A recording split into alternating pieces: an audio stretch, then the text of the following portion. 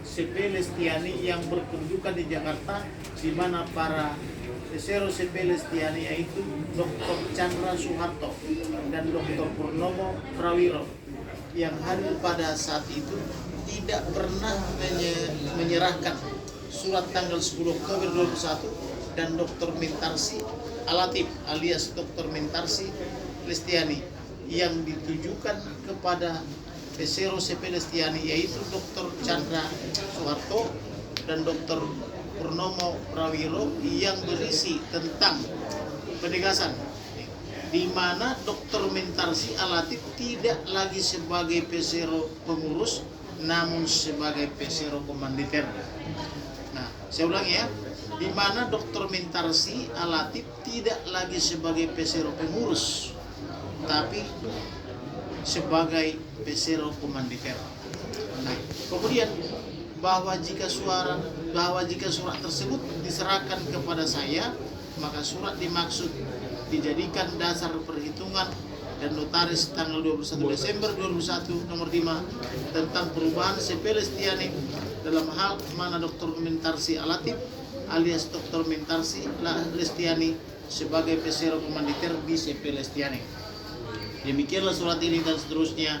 Notaris di Bekasi, Ferdinand K. Makahanam.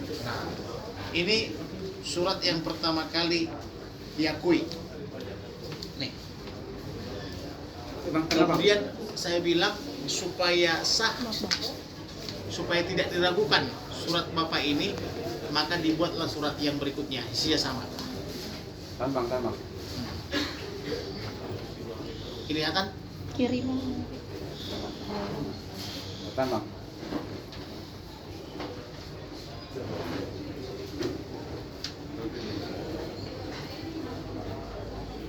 Oke. Tambang. Bentar lagi. Oke, Bang. Oke. Nah, semenjak kami terima surat ini, maka kami juga bersurat lagi ke pemegang saham lainnya sama ke notaris yang sekarang. Nah, tetapi notaris yang sekarang menjawab dalam bentuk 3 surat sekaligus. Dijawab melalui kuasa hukumnya. Nah, satu dari notarisnya, satu dari Purnomo, satu dari Krishna. Nah, dijawab oleh satu pengacara namanya LKS Lubis Gani Surojoyo. Nah, ada 3 surat nih. Bang, tengah Bang, sini Bang. Tengah. Saya kasih begini ya.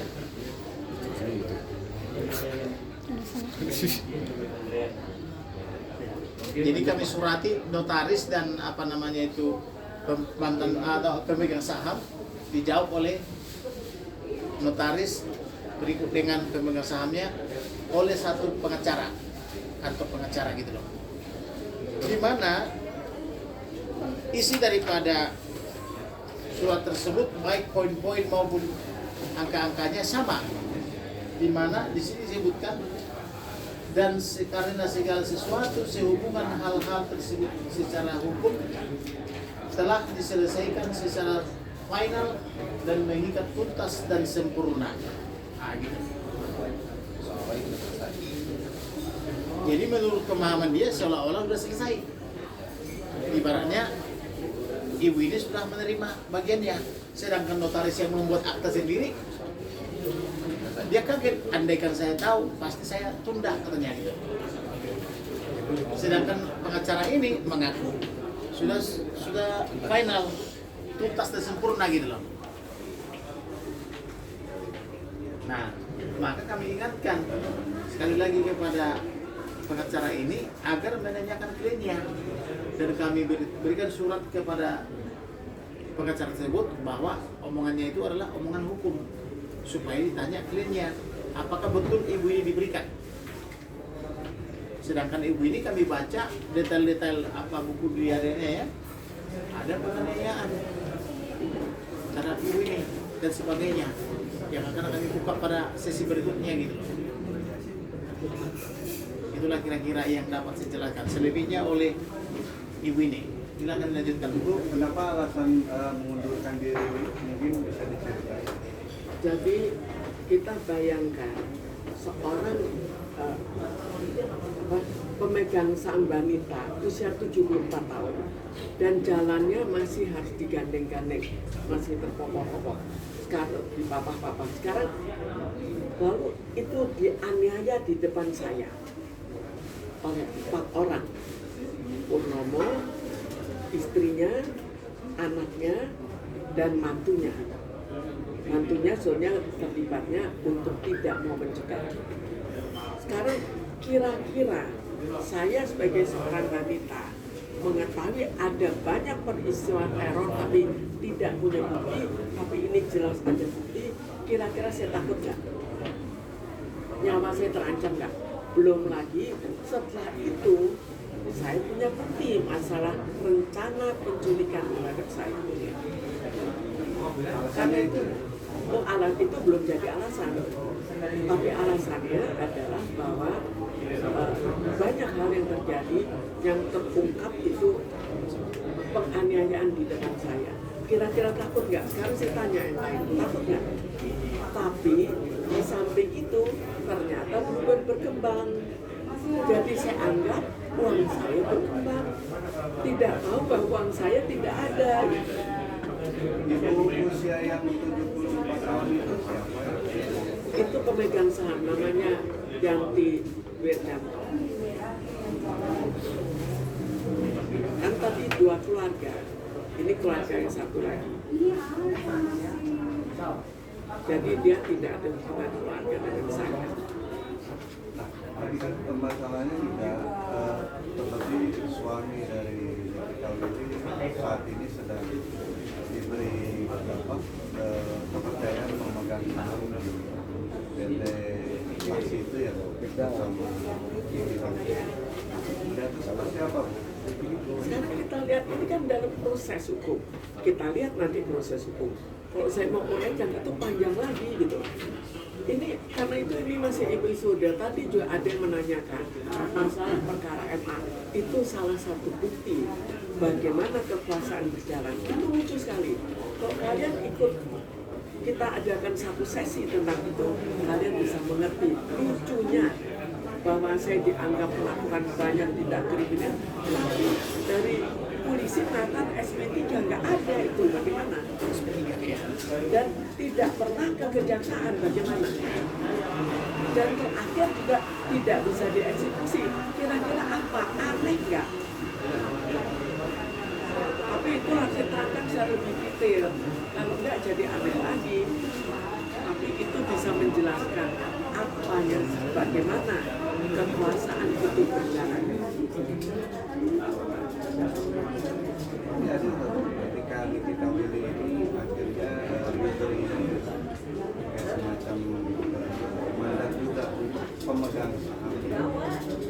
Ya, jadi dia memang pemegang saham.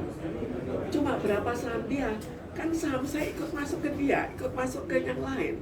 Kan tadinya dari kita bertiga, ada saham saya, ada saham yang Bluebird ya, ada Purnomo dan ada Chandra, almarhum Chandra. Dari saya hilang kan masuk kemana?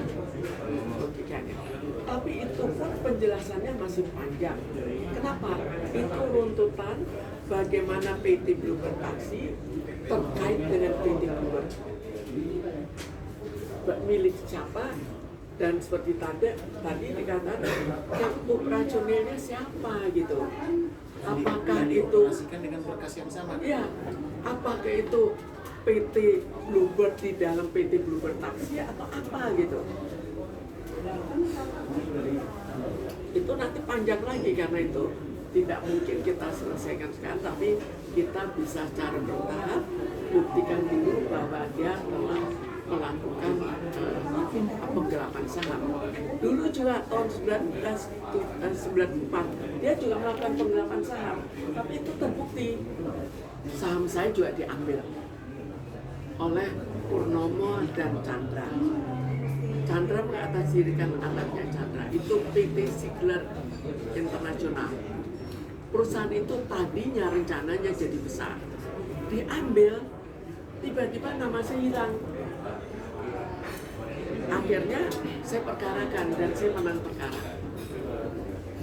Sudah ada komunikasi Bu ke pihak sana? Nggak pernah bicara kita, bagaimana mau bicara? Sudah musuhan berat.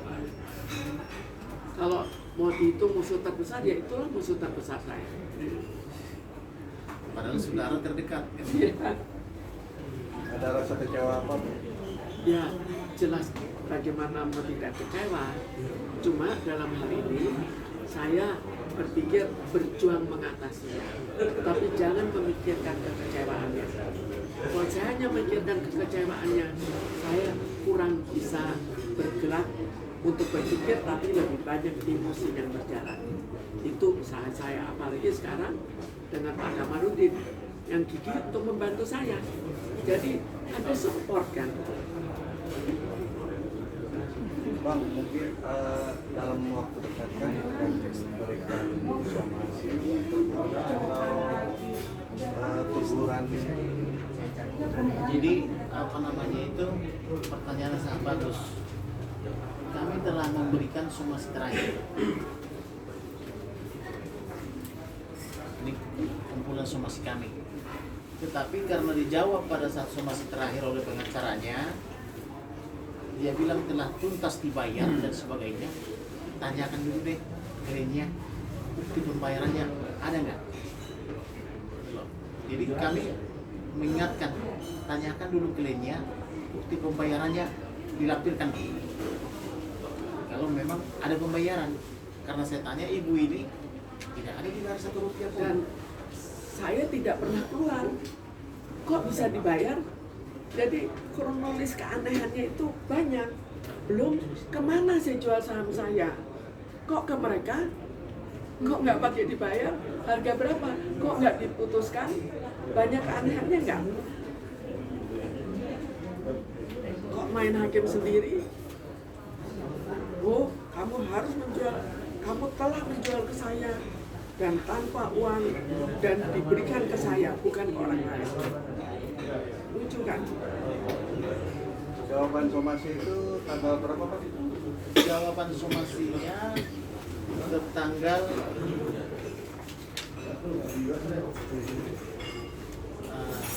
somasi.